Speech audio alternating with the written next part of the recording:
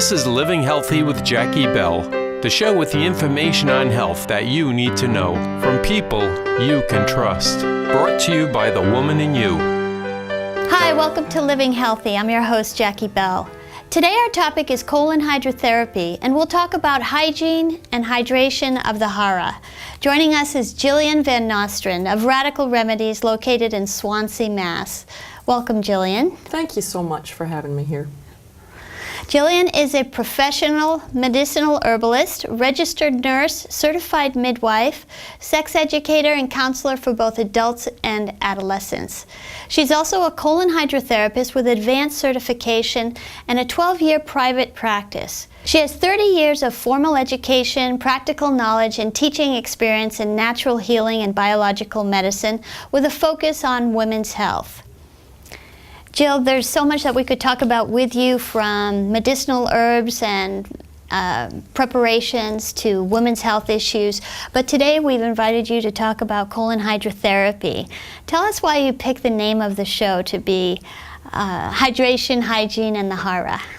I just going for 3 H's that fit together. The hara is, in Japanese medicine, the belly, where everything is diagnosed from. And one of the biggest reasons to get colon hydrotherapy is for hydration, because we're all dehydrated. And hygiene is, well, actually, it means health, and it's from the Greek word meaning health, and Hygeia was the Greek goddess of health. So basically, it's a piece of hygiene that no one ever taught us about, and really, it's our birthright to know about this. We should have all learned about it by the time we hit puberty.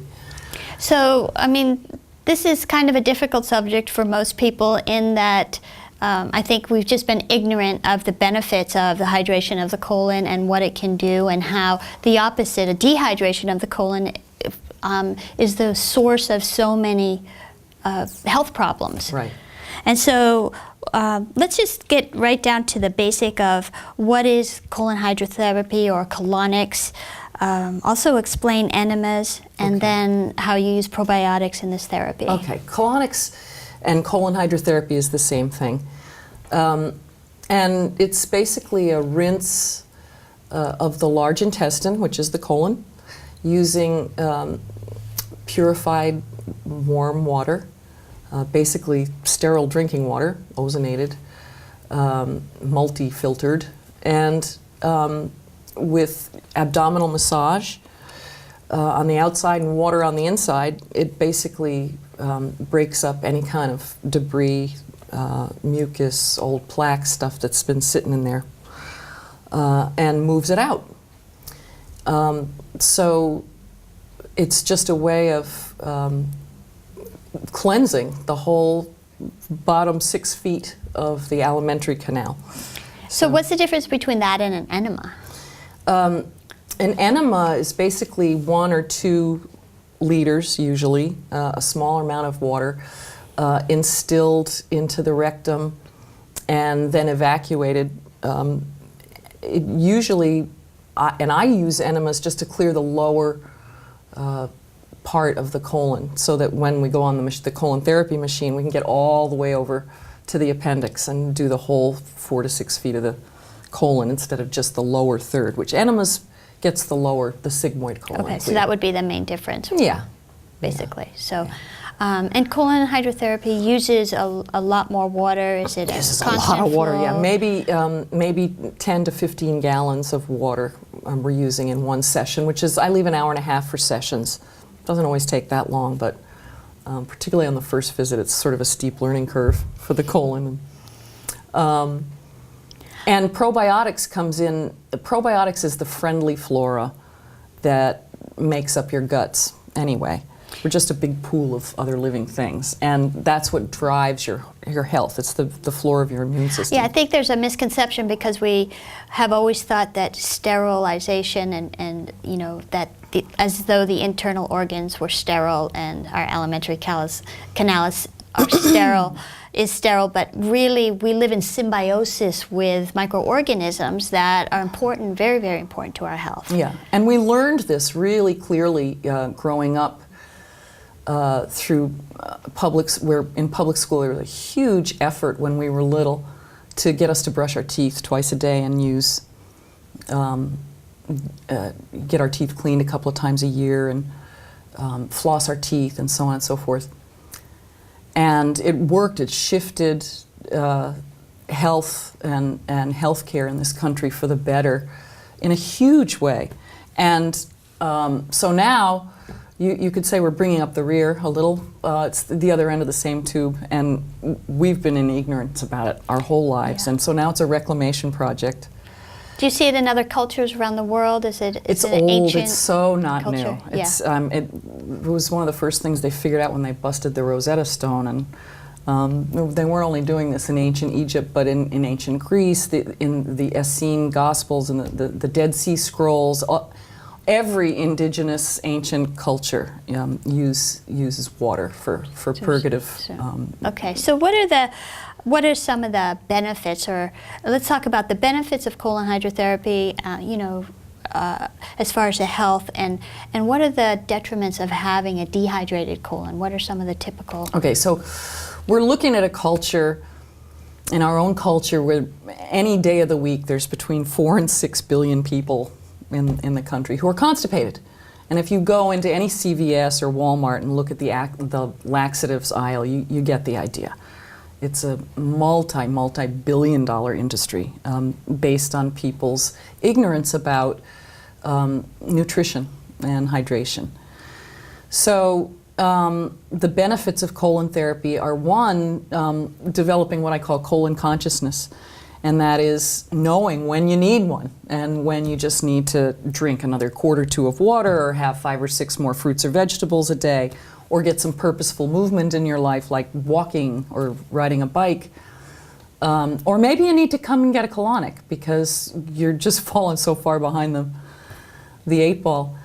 And then the next obvious question that people ask is, well, once I've done this, then I'm done, right? Or how often do I have to do this? And that's also very, very individual, but I would say at least as often as you're having your teeth cleaned. Mm-hmm. And certainly some people will benefit from more often. The folks I take care of the most frequently are the ones who have the most chronic degenerative conditions. It's not that colon therapy can cure anything, but it can help everything. As an adjunct therapy, it can, strengthening and toning and hydrating the colon really, really helps all the other organs of elimination to regulate better. So liver, lungs, sinuses, kidneys, skin will all be thankful and rejoice when colon gets clear. And the other part about colon therapy that's really important to mention is the use of probiotics. Probiotics is the friendly flora. And when we do this rinse, it really knocks all the flora off its pins, good and bad. All these little critters compete for cell sites on the cell walls of the colon. And so when we're done with the rinse, it's good to flush in friendly flora, the ones that make essential fatty acids and vitamins and hydrogen peroxide and other things that are really useful for the immune system. So that when there's this little musical chairs dance going on in there, all the good guys will sit down and start producing and colonizing, and that's a really important part of colon therapy. Just regulating. Recolonizing with friendly flora. That's right. And who are your typical clients? It's a really good question. Who's a typical client? Because there isn't any. That's the stereotype, who would be going into that office? Men, women, truck drivers, housewives, secretaries, airplane pilots, lots of chiropractors and massage therapists, lots of body workers, thermographers, people who have learned how to take care of themselves. Very many people who have been through straight medicine until they're so sick that they are looking for almost anything. And people who've been turned away by straight medicine saying, okay, go get your affairs in order. we can't do anything for you anymore. A lot of terminally ill folks, hospice folks, will find me because colon therapy makes them feel better. It's a comfort measure. So anybody, really. The youngest I've ever cared for is 14, and she came in with her parents. And we got a consult from a gastroenterologist, which we do all the time when there's questions about anything. And the oldest is 94, who, God bless her, was making it up the stairs to the second floor down at the office in Cape Cod with her cane. And on her way out, she would use no cane. So she was my poster girl for aging healthy with colonics. I know that in Europe, treating chronic diseases, colon hydrotherapy is an instrumental part in the adjunctive therapies that they use. Yeah. We've seen that in it clinics so over reduces the toxic, viral, parasitic, bacterial, fungal load of the body that it just is instant relief for a lot of people. And not only that, but part of the purpose of the therapies they use is to detoxify the body, and so it's imperative that the colon is flushing as soon as possible. Time. Yeah. So why is it a good idea to have colon hydrotherapy if I'm already healthy? Why would I need that? I think that our standard of health is unconscious. It's what we grew up with, so we don't think much of brushing our teeth once or twice a day. That's not a big deal to us. Mm-hmm. But this notion that you need to go get a colonic is so foreign to us because we grew up in a really Puritan culture where nothing really happens from the neck down, and you don't even think about it or talk about it. And if it's introduced to you as something that might be necessary for you, the first threatening feeling is, oh no, but I've never done that before, so now I'm like 50 years behind. Oh no, let's not even go there. So why would you need to be healthy, okay? Why would you need to be healthy? Good question. I think it's a good idea to feel better, you know? And frankly, all of your other efforts at health, no matter what you're doing, can only be helped by adding water in this way. And I would say too that in our lifestyle, in our efforts to stay healthy, that it's really important and really imperative that we use cleansing modalities as part of our health regime. You can't just, go to Whole Foods and eat, good foods or, cook with whole foods and so forth. You have to go a little beyond that. You have to, sometimes abstain from foods or limit them and do different kinds of cleanses as part of a lifestyle if you want long-term health. Yeah. So for instance, if you wanted to come in and get colonics, I could probably get the colon trained up and functioning normally within 3 visits. But I would also ask you to bring with you a food list that you've been eating during that time so that we can look at it and I can tell you what's sandbagging you or what you could add. I don't really like to take things away from people because food is so related to comfort, and as soon as people come into my office, they're right in that 18-month to 2-year place of toilet training. It's like, oh, am I going to get in trouble, or oh, did I do it wrong, or oh, what is she going to think of what I eat? And so I think it's really good for people to just get started in thinking about, make a food list of, write down everything that passes your lips in 48 hours, What I would do is point out the things that are inflammatory. There are 6 big inflammatory food groups, and it is the American diet, basically. Wheat or gluten, meat, dairy, sugar, caffeine, and alcohol. It's like all day long we go back and forth to these 6 food groups, and they're killers. Because it's pretty much been established now that inflammation is the basis of every known illness on the planet. So, what does that mean for us? Are we going to eliminate all our inflammatory food groups? Probably not. So we're going to add things to compensate for that. And colon hydrotherapy is huge in that. And probiotics also. So what do you mean by colon consciousness? Is this Yeah, that's pretty much everything we've been talking yeah, about? it's colon consciousness is people getting a feeling. Maybe the first time they come to see me, they'll learn a lot, they'll experience a lot, and they'll say, "When do I need to come back?" And I'll tell them. But after they've been a few times, my goal for everyone is for them to know when they need to come back and when they need to do something else. And we talk a lot about what the stressors are, what the compensations are to relieve stress. And how colon therapy fits into that is a little bit different for everybody because everybody's needs are different. And I think of it like an equation. Not that life is linear, but in an equation you want to keep balance on both sides.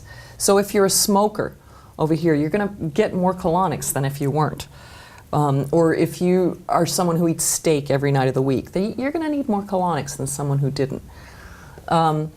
Or if you've got Lou Gehrig's disease, you know, you might really like coming in every week, as opposed to the guy who runs the marathon and only comes in once a year before the marathon.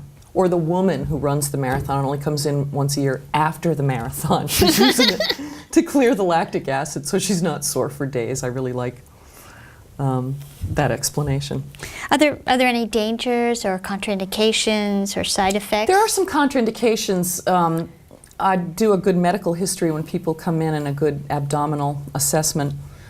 The folks who I really can't take care of are people who are on active chemotherapy.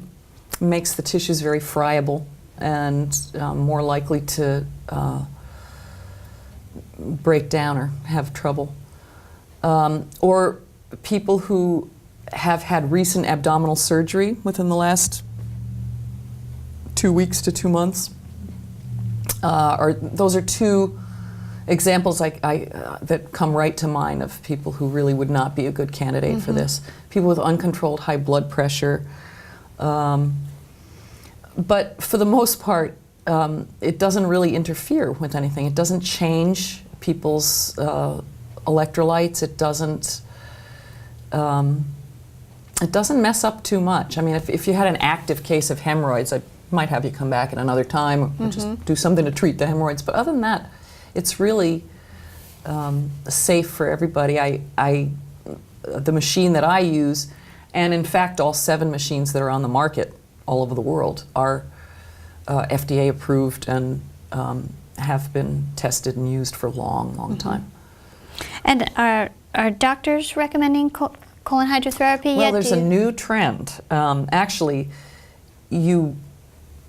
I've been doing this for a dozen years now, and the smallest percentage of referrals I get are from doctors. I'll get a lot of referrals from chiropractic doctors, but MDs not so often. And there are 1 or 2 hip gastroenterologists around. The one in Wareham is awesome. Dr. Kevin Murphy, who works at Toby, sends me folks and is happy to see folks who have used colon therapy for a prep instead of drinking Go Lightly and being on the toilet all day.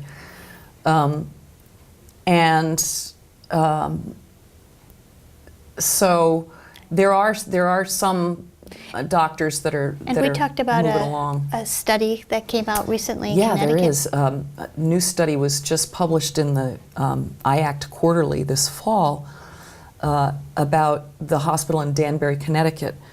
Did a big single-blind study of 150 people chosen to get colon therapy for a prep for colonoscopy instead of any other prep that they're using. And they got very good results with this. So much so that colon therapy is now the most requested procedure in their gastroenterology unit, and they're using it for a couple of other things too. They're using it not just to prep for colonoscopy, but for remedial prep for people who didn't get a good enough prep the other way. So they don't have to send them home. They just do a colonic and then they get their procedure.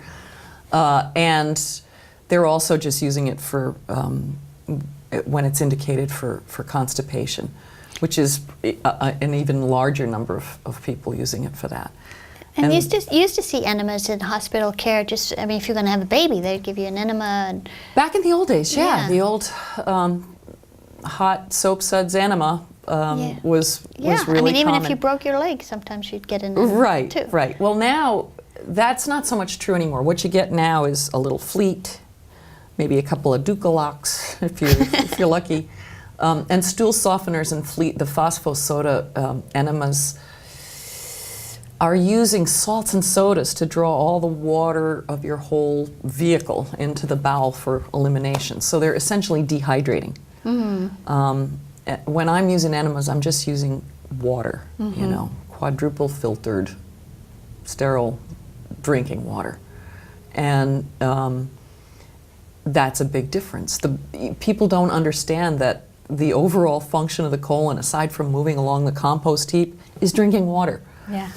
And if things are moving really slow or not moving because of side effects of drugs or diet or whatever, that doesn't stop the colon from drinking water.